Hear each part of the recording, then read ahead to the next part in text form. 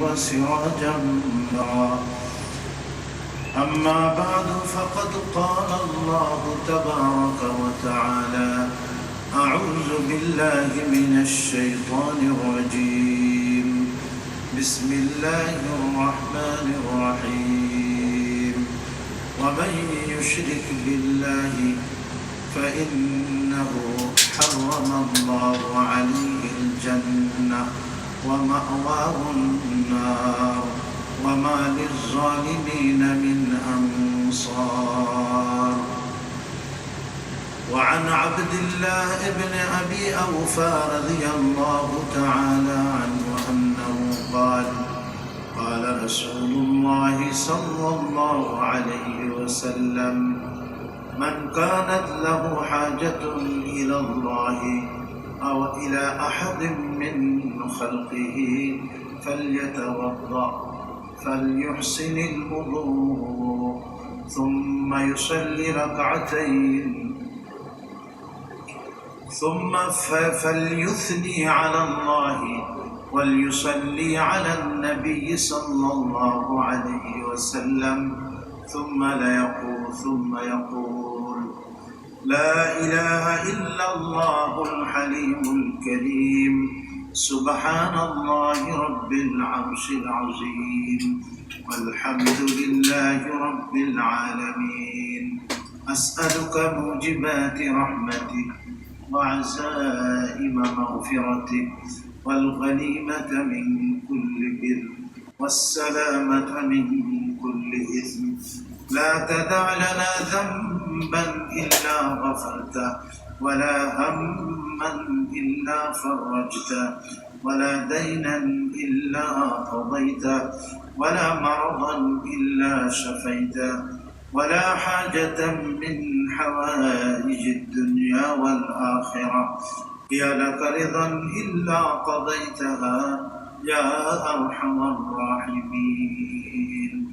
أو كما قال رسول الله صلى الله عليه وسلم: صدق الله مولانا العظيم وصدق رسوله النبي الكريم ونحن على ذلك من الشاهدين والشاكرين والحمد لله رب العالمين. اللهم صل على محمد وعلى آل محمد كما صليت على إبراهيم وعلى آل إبراهيم إنك حميد مجيد. اللهم بارك على محمد وعلى آل محمد كما باركت على إبراهيم وعلى آل إبراهيم إنك حميد مجيد. সম্মানিত মুসল্লিয়ানে কেরাম, ব্রাদারান ইসলাম, মহান আল্লাহ পাকের দরবারে লাখ কোটি শুকর যে তিনি আমাদিগকে জুমার নামাজ আদায় করার জন্য তার ঘরে আসার তৌফিক দিয়েছেন এবং এখানে কিছু দিনই আলোচনা করা এবং শোনা, সাথে সাথে জুমার নামাজ আদায় করার মহান সুযোগ আল্লাহ আমাদেরকে দিয়েছেন। এই জন্য তার দরবারে শুকর, আলহামদুলিল্লাহ।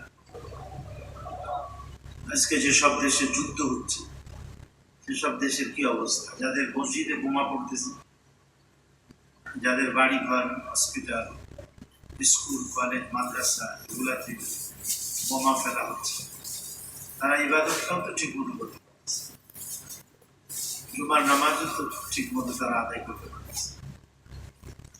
এই জন্য নবী আলাইহিস সালাম সবসময় আমন আমানের দোয়া, আফিয়াতের দোয়া, যেটা মানে আগেও বলা হয়েছে যে নামাজের বাদে, ফরজ নামাজের বাদে, বিশেষ করে ফজর এবং মাগরিবের বাদে এই যে দোয়াটা, আল্লাহুম্মা ইন্নী আসআলুকাল আফওয়া ওয়াল আফিয়া, যে আল্লাহ আমি তোমার কাছে আমন আমান চাই, নিরাপত্তা তোমার কাছে কামনা, নিরাপত্তা, শান্তি, নিরাপত্তা, এটা অনেক বড় নিয়ামত আল্লাহ পাক।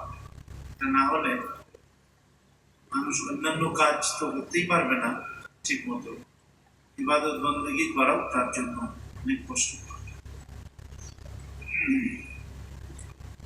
এই জন্য ফরজ নামাজের বাদে বা আপনার সুন্নাত থাকলে সুন্নাত গুলি আদায় করার পরে এই দোয়াটা, আল্লাহুম্মা ইন্নী আসআলুকাল আফওয়া ওয়াল আফিয়া ফিদ দুনিয়া ওয়াল আখিরা, আল্লাহ তোমার কাছে দুনিয়া এবং আখিরাত উভয় জাহানে আমি আমন আমান চাই, শান্তি নিরাপত্তা চাই।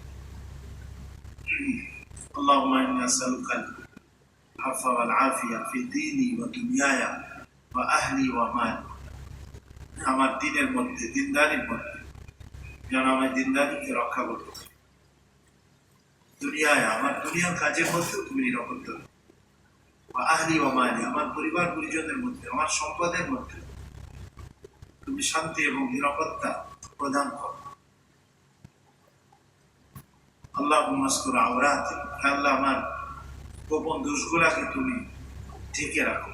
আল্লাহুম্মা আস্তুর আওরাতি ওয়া আমিন রাওআতি, আর আমার ভয়ের জিনিসগুলাকে তুমি ভয় দূর করে আমান কায়েম করো, শান্তি এবং নিরাপত্তা কায়েম করো।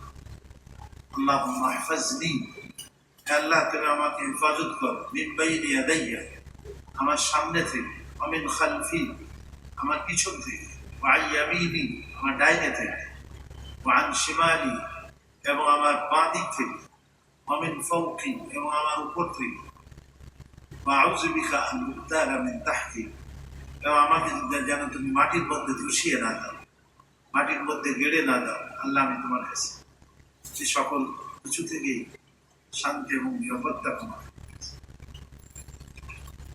এই জন্য শান্তি এবং নিরাপত্তার দোয়াও করছেন, আর এর জন্য চেষ্টাও করা উচিত। আজকে ফিলিস্তিনের মধ্যে, তারপরে লেবানন, তারপরে ইরানও আবার আক্রমণ করছে ইসরায়েলের উপরে, ইরানেও তো আবার হামলা দিতে পারে।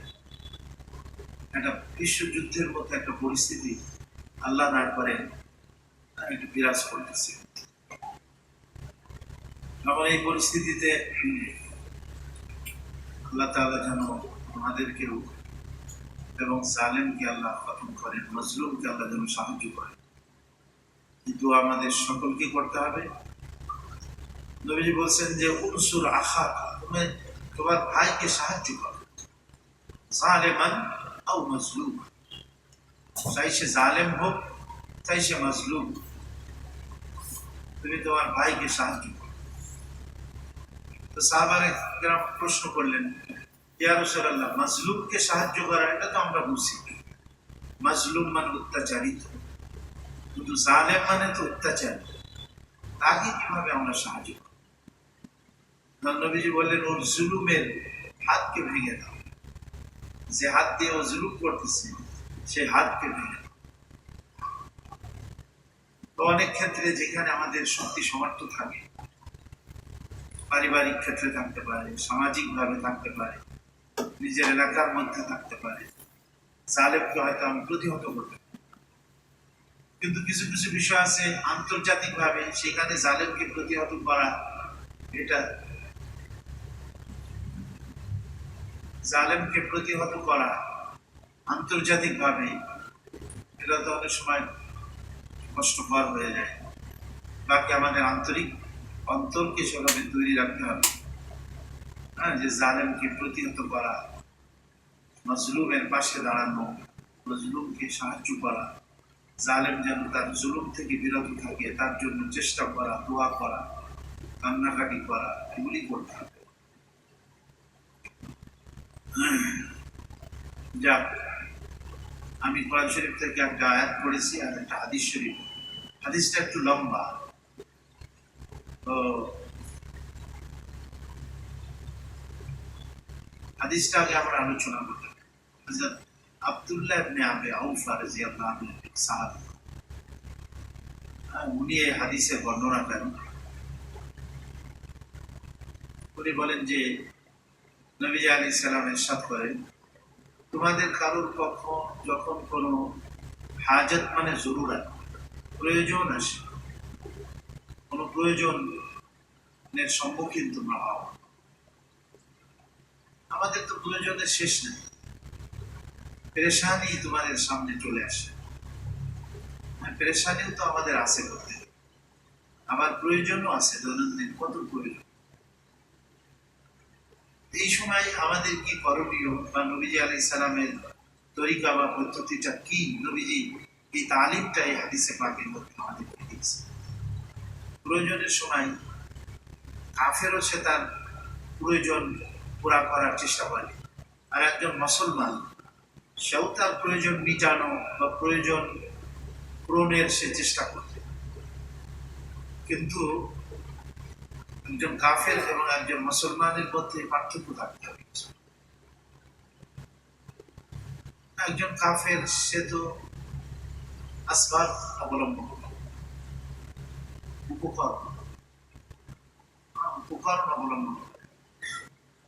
একজন মুমিন সেও উপকরণ অবলম্বন করবে, এটা মানা নাই, অবশ্যই করা উচিত। আসবাবকে বর্জন করে শুধু আল্লাহর উপরে ভরসা করে থাকা, এটাও আমাদের নবীজির তরিকা। একজন সাহাবী রাসূল করিম আলাইহিস সালামের কাছে এসে বললেন যে ইয়া রাসূলুল্লাহ, আমি তো জঙ্গল মানে দূর প্রান্ত মাঠ, মরুভূমি, সেখানে আমি তো উট চড়াই, তো নামাজের সময় হয়ে যায়, আমার তো নামাজ পড়তে হয়, এখন আমি কি করব? আমি কি উটকে অবস্থায় রেখে তারপরে নামাজে দাঁড়াবো, না উটকে বেঁধে রাখবো, উটের পা বেঁধে রাখবো, তারপরে নামাজে দাঁড়াবো? আর উটকে যদি আমি ছেড়ে রাখি, তাহলে তো নামাজের পরে এসে দেখবো যে উট কোথায় চলে গেছে তার ঠিক নাই। নবীজি আলাইহিস সালাম কি বললেন? নবীজি আলাইহিস সালাম বললেন যে তুমি যখন নামাজ পড়তে যাবে তোমার উটকে বেঁধে রাখবে, তবে তুমি ওই রশির উপরে ভরসা করবে না, ভরসা করবে কার উপরে? আল্লাহ। এই জন্য মুসলমান আসবাব ইখতিয়ার করবে। অসুখ হয়েছে, সে ডাক্তারের কাছে যাবে না? অবশ্যই যাবে। হাদিসে পাকের মধ্যে আবওয়াবুত তিব আছে, আবওয়াবুত তিব, চিকিৎসার অধ্যায়, এবং নবীজি আলাইহিস সালাম সেখানে বিভিন্ন রোগের বিভিন্ন চিকিৎসা বাতলাইছেন। তিব্বে নববী বলে একটা কিতাব আছে, তার মধ্যে নবীজি আলাইহিস সালামের বিভিন্ন চিকিৎসা বর্ণিত আছে। তো অসুখ হলে বা অসুস্থ হলে সেখানে চিকিৎসা করা মানা না, চিকিৎসা করাও সুন্নাত। ডাক্তারের কাছে যাওয়া, ডাক্তার কোনো প্রেসক্রিপশন করলে সেই ওষুধ ব্যবহার করা, এটাও সুন্নাত। একজন কাফেরও কিন্তু সেটা করে, কিন্তু মুমিন যে সে আসবাব ইখতিয়ার করে, তার ইয়াকিন এবং বিশ্বাস বা তাওয়াক্কুল আসবাবের উপরে থাকে না, তার তাওয়াক্কুল থাকে কার উপরে? বলেন, আল্লাহ পাকের। আর কাফের যে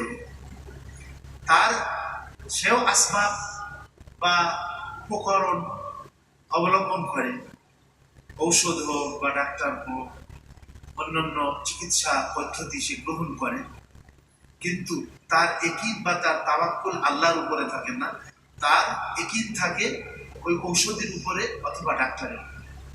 এখানে হলো একজন মুমিন এবং একজন কাফের বা মুশরিক, তার মধ্যে কি পার্থক্য। জন্য আসবাব দুনিয়াতে আল্লাহ তাআলা দারুল আসবাব বানাইছেন দুনিয়াতে, অর্থাৎ উপকরণের জগৎ। এখানে আমি একটা চাকরি তালাশ করি, প্রয়োজন, আমার চাকরির একটা প্রয়োজন, বেকার আমার চাকরি খুঁজতে হবে না, আমাকে চাকরি খুঁজতে হবে, বা আমাকে অ্যাপ্লিকেশনও করতে হবে, বা কারোর যদি সুপারিশের প্রয়োজন হয় তাহলে বৈধ পন্থায় আমাকে ওই সুপারিশ সেটারও ব্যবস্থা করতে হবে বৈধ পন্থায়।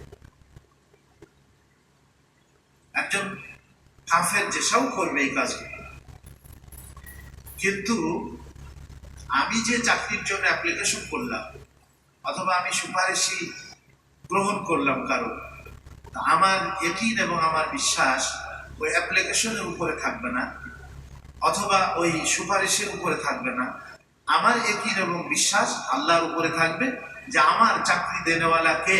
আল্লাহ।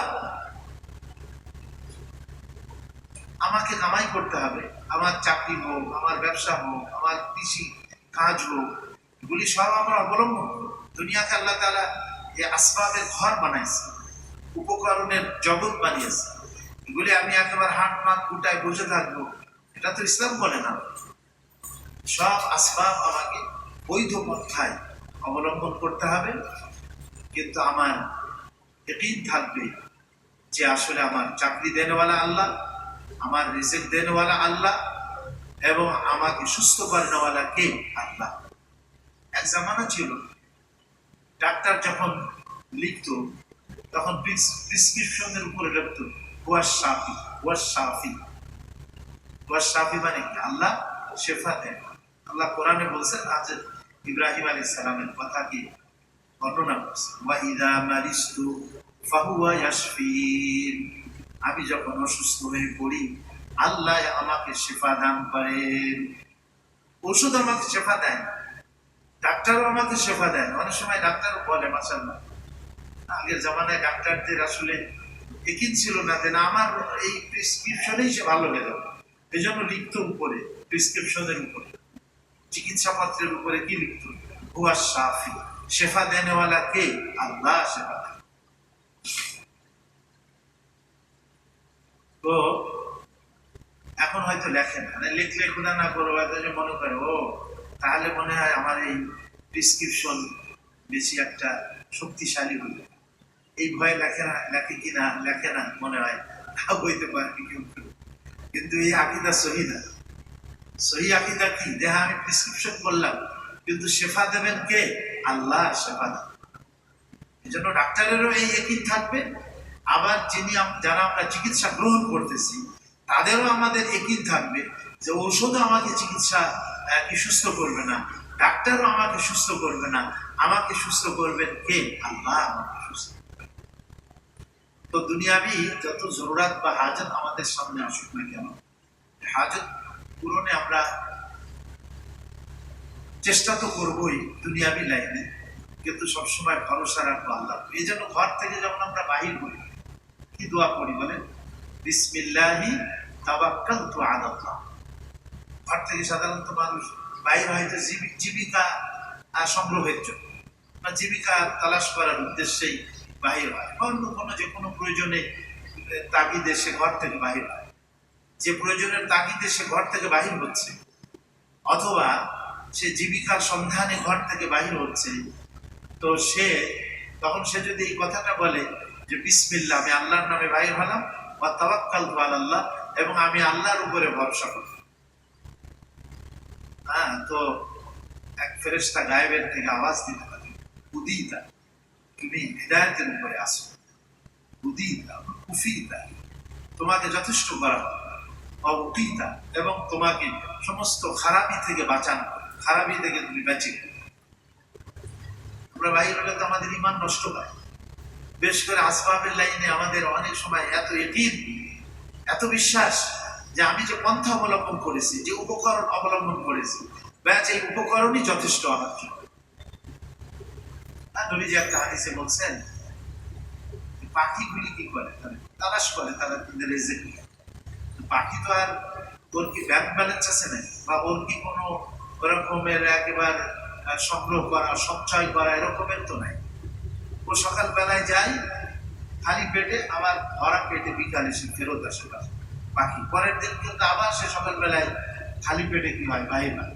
নবীজি বলছেন, লাউ তাওয়াক্কালতুম আলাল্লাহ, যদি তোমরা আল্লাহর উপরে ভরসা করতে, হাক্কা তাওয়াক্কুলি, যেভাবে আল্লাহর উপরে ভরসা করা উচিত, এভাবে যদি তোমরা আল্লাহর উপরে ভরসা করতে, লারাযাকাকুমুল্লাহু কামা ইয়ারযুকুত তুয়ুর, আল্লাহ তোমাদের জন্য ওইভাবে রিজিকের ফয়সালা করতেন যেমন পাখির জন্য আল্লাহ রিজিকের ফয়সালা করেন। তাবদু খিমাসান ওয়া তারুহু বিতানা, সকাল বেলায় খালি পেটে পাখিগুলি বাহির হয়ে যায়, আর বিকাল বেলায় ভরা পেটে পাখি বাসাতে ফেরত আসে। আল্লাহ তোমাদের জন্য লারাযাকাকুমুল্লাহ কামা ইউরযাকুত তুয়ুর, পাখিকে যেভাবে আল্লাহ তাআলা রিজিক দান করেন তোমাদেরকে ওইভাবে রিজিক দান আল্লাহ। সুবহানাল্লাহ। এই জন্য একই থাকবে আল্লাহর উপর। এই জন্য নবীজি হাদিসে বলছেন, যখন তোমাদের কোনো পেরেশানি চলে আসে, আও হাজাতুন ইলাল্লাহ আও ইলা আহাদিন মিন খালকি, আল্লাহর প্রতি ডাইরেক্ট অনেক সময় আমাদের আল্লাহর প্রতি কি হয়ে যায়, আমাদের হাজত বা প্রয়োজন, আল্লাহ ছাড়া কেউ সেটা পুরা করতে পারে না। সন্তান হয় না কারণ, আর দুনিয়ার ডাক্তার কবিরাজ আর মাজার আর দরগায় গিয়ে সে যদি সন্তান চায় তাহলে এটা শিরক কিনা, কি বলেন? মাজারে গিয়ে অনেকে সন্তান চায়, নাউজুবিল্লাহ। শাহজালালের দরগায় যায়, আজমির শরীফে যায়, বলে কি আমার সন্তান হয় না, আমি ওইখানে যাইছি। আল্লাহর কাছে তার ডাইরেক্ট প্রয়োজন। অথবা অনেক প্রয়োজন আছে মানুষের কাছে, আমার টাকা হাওলাতের প্রয়োজন, ঋণের প্রয়োজন, অথবা আমার ডাক্তারের কাছে যাওয়া প্রয়োজন, আমার উকিলের কাছে যাওয়া প্রয়োজন, কেস কাজ মামলা মোকদ্দমার মধ্যে পড়ে গিয়েছে। আও ইলা আহাদিন মিন খালকি, মানুষের কারোর কাছে তার প্রয়োজন পড়ে গেছে। নবীজি বলছেন সে কি করবে? ফালিয়াতাওয়াসসা, সে প্রথমে ওযু করবে। দেন নবীজির সুন্নাহ, ওয়াল ইউহসিনিল উযুআ। উযু মানে কি? মানে আপনার এই সাধারণ উযু, যে আমরা যেভাবে তাড়াহুড়া করি উযুর মধ্যে, আমরা তাড়াহুড়া করি না, খুব তাড়াহুড়া করি, দোয়াও মনে থাকবে, বিসমিল্লাহ পড়বো তাও মনে থাকবে। ওযুর মাঝখানে একটা দোয়া আছে হাদিস, নবীজি আলাইহিস সালাম এটা পড়তে বলছে, পড়া উচিত আমাদের। প্রত্যেক অঙ্গ ধোয়ার সময় অনেকে দোয়া পড়ে, এটা তো হাদিস শরীফে এইভাবে পাওয়া যায় না, কিন্তু অনেকে বুজুর্গরা পড়ছে। আপনার হাত ধোয়ার সময় আল্লাহুম্মা আতিনি কিতাবি বিয়ামিনি, আল্লাহ আমার ডান হাতে আমার আমলনামা দিন। বাঁ হাত ধোয়ার সময় পড়ে আল্লাহুম্মা লা তু'তিনি কিতাবি বিশিমালি, আমার ডান হাত বাম হাতে তুমি আমার আমলনামা দিও। নাকে পানি দেওয়ার সময় পড়ে আল্লাহুম্মা আরিজনি রাইহাতাল জান্নাহ, আল্লাহ তুমি আমাকে জান্নাতের ঘ্রাণ শুকাই দিও। ওয়ালা তুরিহনি রাইহাতান নার, জাহান্নামের ঘ্রাণ যেন আমার নাকের মধ্যে না আসে, দুর্গন্ধ যেন আমার নাকের মধ্যে না আসে। মানে কিরকম? চেহারা ধোয়ার সময় পড়ে আল্লাহুম্মা বাইয়িদ ওয়াজহি ইয়াওমা তাবিয়াদু ওয়ুজুহু ওয়া তাসওয়াদু ওয়ুজুহ, যেদিন কিছু চেহারা উজ্জ্বল হবে আর কিছু চেহারা কুৎসিত কালো হবে, আল্লাহ সেই দিন তুমি আমার চেহারাকে উজ্জ্বল করে। অনেকে পড়ে এই দোয়া, কিন্তু হাদিস শরীফে যেটা আসছে সেটা হলো উযুর মাঝখানে নবীজি আলাইহিস সালাম এই তিনটা বিষয়ের দোয়া করছে। এক নম্বর দোয়া করছে আল্লাহ মাগফির লি যামবি, বলেন না সবাই, হে আল্লাহ তুমি আমার গুনাহকে মাফ করে দাও। আল্লাহ যদি আমাদের গুনাহকে মাফ করে দেয় তাহলে তো আমাদের আর নাজাতের কি নাই, কোনো সমস্যা নেই। আল্লাহ যদি বলেন বান্দা তুমি যে গুনাহ করছিলে যাও আমি মাফ করে দিলাম, তুমি সরাসরি জান্নাতে চলে যাও, আমরা তো এটা চাই। কেউ যদি শিরকি গুনাহ না করে, এখন যে পূজা হচ্ছে আমাদের মুসলমান ছেলেরা কিন্তু এই পূজায় যায়, তাদের নিরাপত্তা দিতে হবে, ঠিক আছে, সরকার তাদের নিরাপত্তা দিবে। অনেক ক্ষেত্রে এই বিশেষ পরিস্থিতিতে অনেক মাদ্রাসা ছাত্র মন্দির পাহারা দিচ্ছে, ঠিক আছে, এটা যেন কেউ এখানে অন্য কোনো মতলবে মন্দির ভেঙে একটা ফিতনা সৃষ্টি না করতে পারে, সেটা ঠিক আছে, কিন্তু শিরকের সহযোগিতা করা যাবে না। সমস্ত নবীরা এসেছেন পৃথিবীতে শিরকের বিরুদ্ধে আন্দোলন করা, সংগ্রাম করা। হযরত ইব্রাহিম আলাইহিস সালামের বা সকল নবীদের মূলত তাদের এটাই ছিল, মিশনটাই ছিল শিরকের বিরুদ্ধে সংগ্রাম করা। যেন হযরত ইব্রাহিম আলাইহিস সালাম মূর্তি ভেঙে এটা দেখাই দিয়েছে যে মূর্তি আমাদের কিছু করতে পারে না। আমাদের উন্নতি, আমাদের অবনতি, আমাদের লাভ, আমাদের ক্ষতি করেনওয়ালা কে বলেন? একমাত্র লা ইলাহা ইল্লাল্লাহু মুহাম্মাদুর রাসূলুল্লাহ। আল্লাহ ছাড়া কেউ আমাদের কোনো ক্ষতি করতে পারে না। আমেরিকা এসে আমাদের অনেক লাভ করে দেবে, এরকম না। আল্লাহ যদি না চায় তো আমেরিকা আমাদের লাভও করতে পারবে না, ক্ষতিও করতে পারবে। লাভ ক্ষতির মালিক কে বলেন? একটা হাদিসে হযরত আব্দুল্লাহ ইবনে আব্বাস, ছোট বাচ্চা, হাদিসে আসছে তিরমিজি শরীফের হাদিস, উনি বলেন যে আমি একবার নবীজি আলাইহিস সালামের পিছনে ছিলাম, তো উটের উপরে হোক বা অন্য কোনো যান ওই সময় যেগুলি ছিল তার পিছনে হোক বসা ছিলাম। কুনতু খালফান নবী সাল্লাল্লাহু আলাইহি ওয়াসাল্লাম, আমি নবীজির পিছনে ছিলাম। দেখেন নবীজি বাচ্চাদেরকেও নসিহত করেন। আমরা আমাদের বাচ্চাদেরকেও উপদেশ দিই, নসিহত করুন, তাদেরকে ভালো কথা বলুন। নবীজি আমাকে বললেন, ইয়া গোলাম, গোলাম বলা হয় ছোট বাচ্চাকে, হে প্রিয় ছেলে, নবীজির চাচাতো ভাই, কিন্তু ছোট বাচ্চাকে তো অনেক সময় ছেলেও বলে, বোনাইয়া বলে, ইয়া বোনাইয়া, হে আমার প্রিয় ছেলে, বৎস। হুজুর বললেন, ইয়া গোলাম, হে বৎস, ওয়াল্লিমুকা কালিমাতিন, আমি তোমাকে কয়েকটা বিষয় শিক্ষা দিব। ইমানের বিষয় শিখাচ্ছি। আজকে আমরা ইমান শিখাই না বাচ্চাদের, ইমান শিখানো দরকার। ওয়াল্লিমুকা কালিমাতিন, কয়েকটি কথা আমি তোমাকে শিক্ষা দেব। এই কথাটা এই জন্য বললেন যেন তার অ্যাটেনশন পায়, নবীজির প্রতি আকর্ষণ, কথার প্রতি আকর্ষণ বেড়ে যায়। তো উনি নবীজির দিকে ধাবিত হয়ে গেছেন, চৌকান্না হয়ে গেছেন পুরাপুরি। নবীজি বললেন, ইহফাজিল্লাহ ইয়াহফাজুক, হে বৎস, তুমি আল্লাহকে সংরক্ষণ করো। আল্লাহ মানে আল্লাহর হুকুম আহকামকে সংরক্ষণ করো। ইহফাজিল্লাহ, আল্লাহকে হেফাজত করো, মানে আল্লাহর হুকুম আহকামকে তুমি হেফাজত করো, সংরক্ষণ করো, নাফরমানি করো, আল্লাহর হুকুমকে হেফাজত করো। ইয়াহফাজকা, আল্লাহ তোমাকে হেফাজত করবে। দেখেন আল্লাহর হুকুম আহকাম সচ্ছলতায়, আনন্দের সময় কেউ যদি আল্লাহকে স্মরণ রাখে এবং আল্লাহর হুকুম আহকামকে স্মরণ রাখে, তো বান্দা যখন কোনো বিপদে পড়ে আল্লাহ তাআলা বিপদের মুহূর্তে তাকে স্মরণ করে। ওই সময় যদি ডাকেন আল্লাহ স্মরণ, আর বিপদে পড়ে আল্লাহকে ডাকেন, আনন্দের সময় আল্লাহকে ভুলে যান, বলে না এই আওয়াজ খুবই একটা বিশ্রী আওয়াজ মনে হচ্ছে। আর আনন্দের সময়, খুশির সময়, সচ্ছলতার সময় যদি কেউ আল্লাহকে স্মরণ করে, বিপদে পড়ে সে যদি আল্লাহকে স্মরণ করে, আল্লাহ বলে না আমার বান্দা তো সবসময় আমাকে ডাকে, অবশ্যই আমি বান্দার বিপদে এগিয়ে যাব। বান্দার ইহফাজিল্লাহ ইয়াহফাজুক, তুমি আল্লাহকে, আল্লাহর হুকুম আহকামকে ঠিক রাখো, হেফাজত করো। ইয়াহফাজুক, আল্লাহ তোমাকে স্মরণ করবেন, আল্লাহ তোমাকে হেফাজত। ইহফাজিল্লাহ তাজিদহু তুজাহাকা, তুমি আল্লাহকে, আল্লাহর হুকুম আহকামকে ঠিক রাখো। তাজিদহু তুজাহাকা, তুমি আল্লাহকে তোমার সামনে পাবে। ওয়া হুয়া মাআকুম আইনামা কুনতুম, তোমরা যেখানেই থাকো না কেন আমি আল্লাহ তোমাদের সাথে আছি। রাকিব আছে না, রাকিব মানে যিনি সবসময় ওরা দেখতেছেন, সবসময় দেখতেছেন, আল্লাহ আমাদের সাথে সবসময় আছে।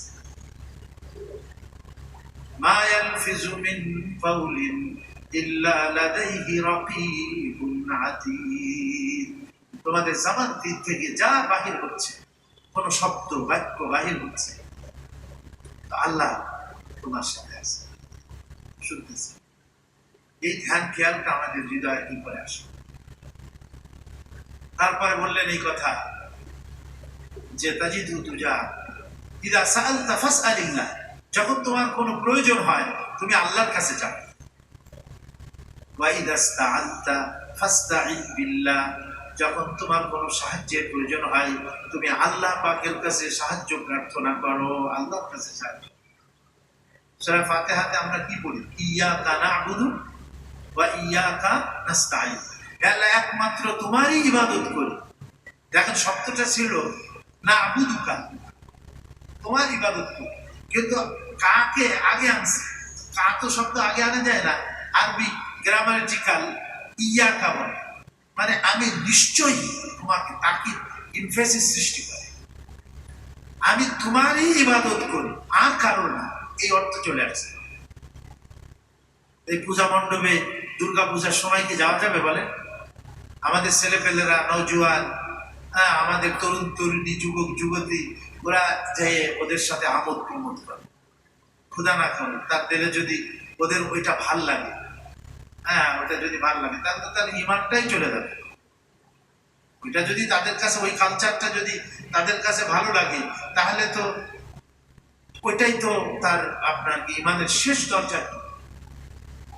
নবীজি বলছেন কোনো খারাপ জিনিস দেখলে, তোমার শক্তি থাকলে তুমি হাত দিয়ে প্রতিহত করো, তা যদি না থাকে তুমি জবান দিয়ে বলো, ভাষা অর্থাৎ কথাবার্তা দিয়ে তুমি তার প্রতিবাদ করো, তাও যদি তুমি না পারো ফাবিকালবিকা, তোমার অন্তর দিয়ে দোয়াও করতে হবে, ঘৃণাও করতে হবে, সাথে সাথে আল্লাহর কাছে দোয়া করতে হবে, আল্লাহ এই ঘৃণিত কাজ হইতেছে তুমি এটাকে মিটাই দিবে। আমি হয়তো বলতে পারতেছি না, আমি হয়তো হাত দিয়ে প্রতিহত করার আমার শক্তি নেই, কিন্তু আমি জবান দিয়ে এবং আমি অন্তর দিয়ে তোমার কাছে কাকুতি বিনতি করতেছি, আল্লাহ তুমি এটাকে বন্ধ করো। এইভাবে সে অন্তর দিয়ে বলবে। বলছে যে এই অন্তর দিয়ে যে তুমি ঘৃণা করলে, অন্তর দিয়ে তুমি সেইটা বন্ধ করার জন্য তুমি যে আল্লাহর কাছে দোয়া করলি, এই যে এটা হলো ওয়াদালিকা আদাফুল ঈমান, ঈমানের সর্বনিম্ন স্তর হলো এটা, এর নিচেই কোনো ঈমানের স্তর নেই। তার মানে কি, যদি তোমার কাছে ওইটা ভাল লাগে, খ্রিস্টানদের গির্জায় গিয়ে তাদের ওই উপাসনা যদি ভাল লাগে, হিন্দুদের মন্দিরে গিয়ে তাদের পূজা পাঠ করা যদি তোমার কাছে ভালো লাগে, তাহলে বুঝলে যে তোমার ঈমান শেষ হয়ে গেছে, ঈমান নাই।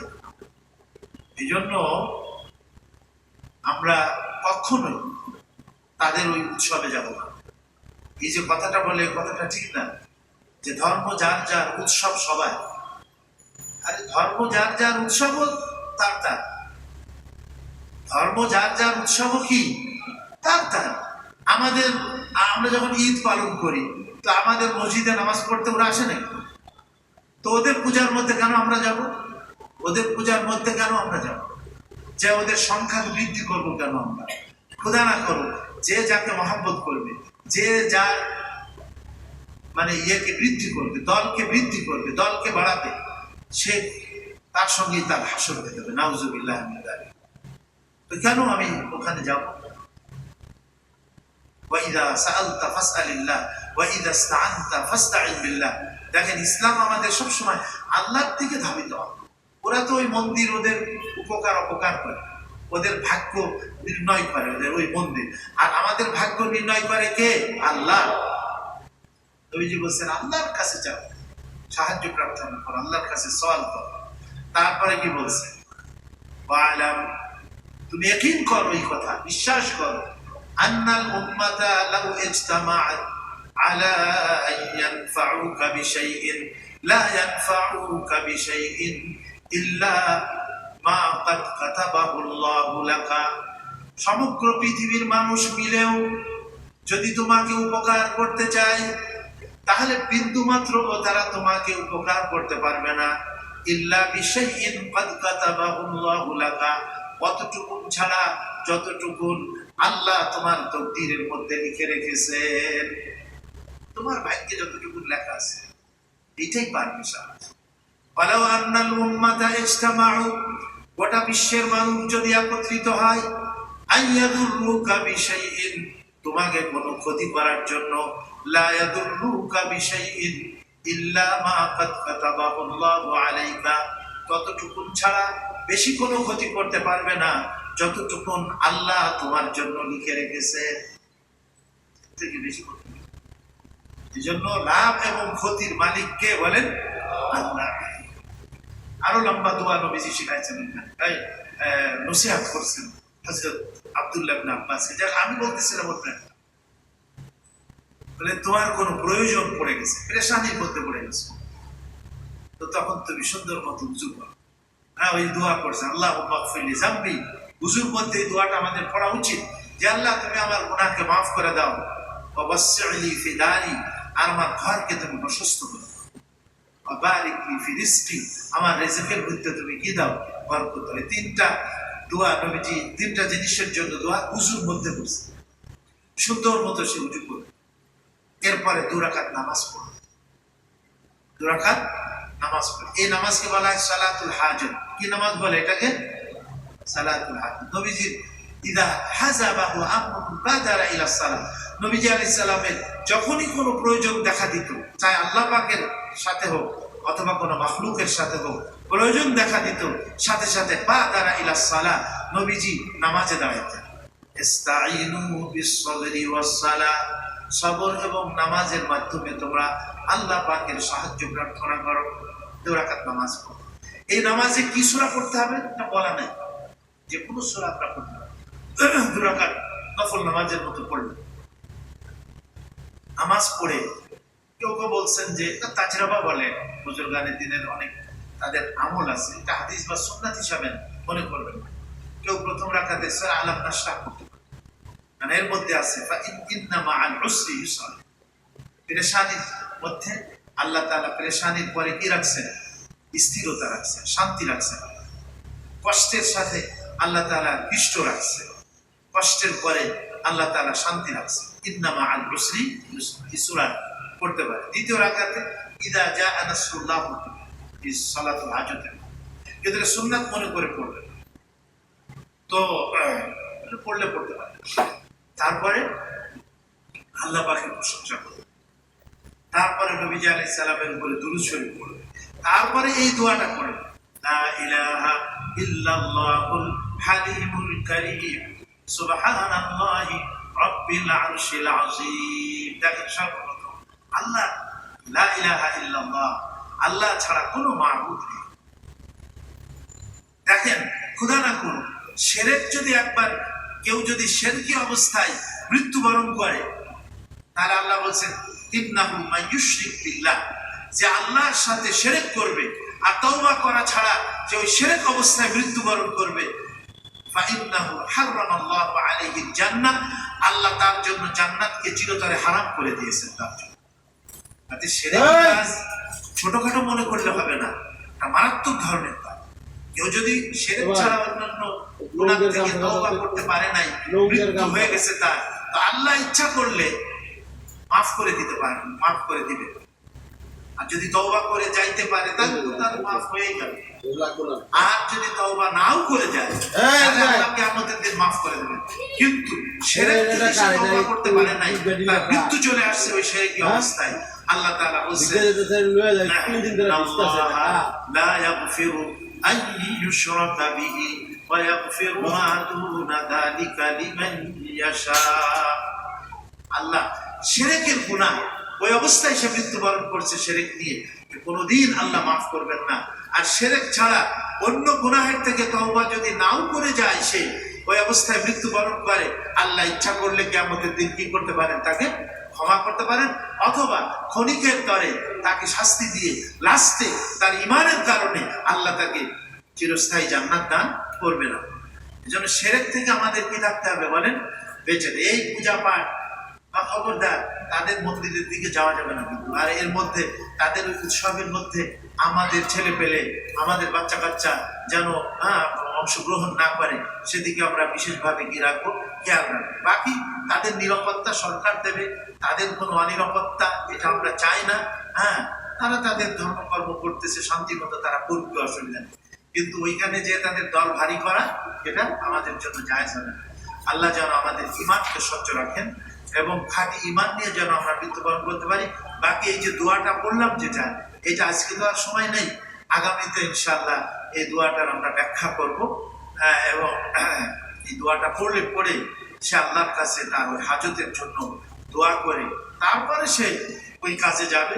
আল্লাহ যদি চাহেন তাহলে তার ওই হাজত এবং তার ওই প্রয়োজনটা আল্লাহ তাআলা সাহায্য করবেন এবং তার প্রয়োজন পূরণের কি ব্যবস্থা করে দেবেন, যদি কিনা ওইটা তার তকদিরে থাকে।